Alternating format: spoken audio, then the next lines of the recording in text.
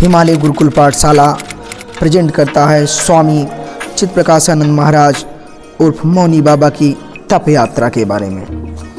स्वामी जी तप यात्रा करने के लिए बद्रीनाथ की चरण पादुका से 5 जून को ही निकल गए थे।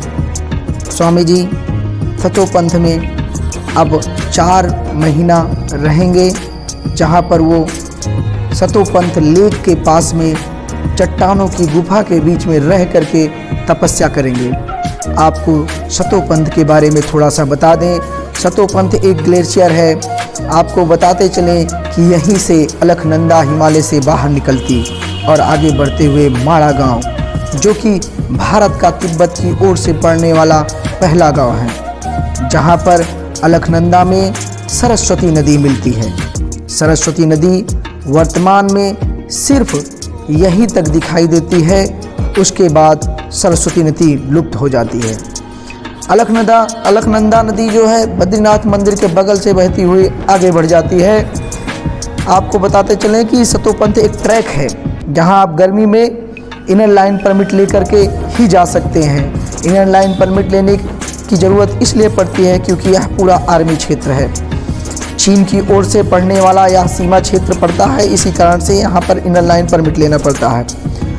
पौराणिक मान्यता के अनुसार सतोपंथ में ही स्वर्गारोहणी क्षेत्र पड़ता है, जहाँ पर बर्फीली सीढ़ीनुमा स्थलाकृतियाँ हैं, जिनकी मान्यता है कि पांडव यहीं से समाधि लेकर स्वर्ग गए थे। सतोपंथ ताल की आकृति त्रिकोणाकार है। इसकी मान्यता है कि ब्रह्मा विष्णु महेश तीनों एकादशी के दिन यहाँ आकर के तपस्या करते हैं। यह स्थान जहाँ आज दृश्य रूप से अदृश्य रूप से बहुत सारे साधु संत महात्मा तपस्यारत हैं। यह स्थान न सिर्फ योगियों के लिए अपितु आर्मी का भी क्षेत्र है, जहाँ से आर्मी वाले चीन की ओर से आने वाले किसी भी प्रकार के संकट से हमारे देश भारत की सुरक्षा करते हैं। यह स्थान आध्यात्मिक ऊर्जा का एक केंद्र है।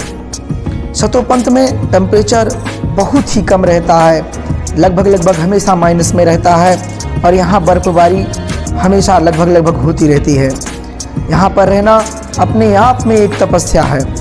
ऐसी तपस्या योगी और देश की सेना दोनों ही करते हैं। हिमालय गुरुकुल पाठशाला के प्रेरणा स्रोत स्वामी चित्प्रकाशानंद महाराज 4 माह के लिए बद्रीनाथ चरण पादुका की गुफा से सतोपंथ जाकर तपस्या करते हैं, और अत्यधिक बर्फबारी होने के कारण स्वामी जी वापस बद्रीनाथ आ गए हैं। सतोपंथ में ऊंचाई अधिक होने के कारण ऑक्सीजन कम होता है, जो हृदय रोगियों के लिए बहुत खतरनाक है। अब आपको सतोपंथ यात्रा कैसे करते हैं इसके बारे में थोड़ा सा बताते चलते हैं।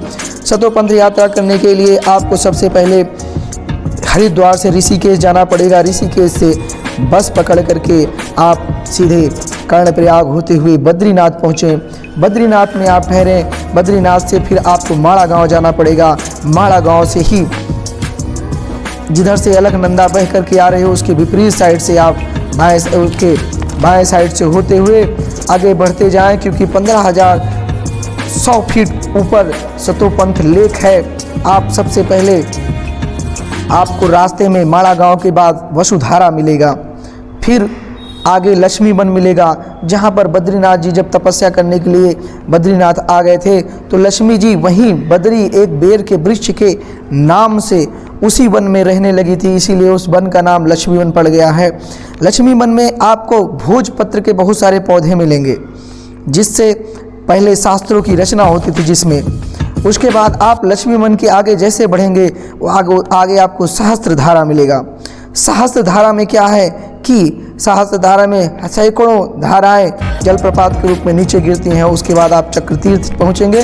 चक्रतीर्थ के बाद आप सतोपंथ लेक पहुंचेंगे, जहां पर स्वामी चित्प्रकाशानंद महाराज उर्फ मौनी बाबा 4 महीना तपस्यारत रहते हैं।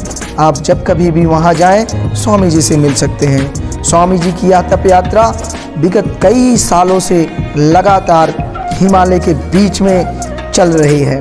स्वामी जी ने अभी एक हिमालय गुरुकुल पाठशाला चैनल चलाने के लिए हमें प्रेरित किया है।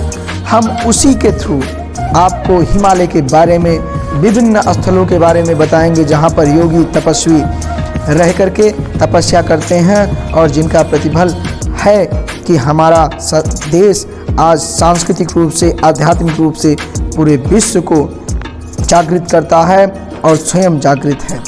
यहाँ प्रस्तुति यहीं तक रही। ओम नमो नारायणाय।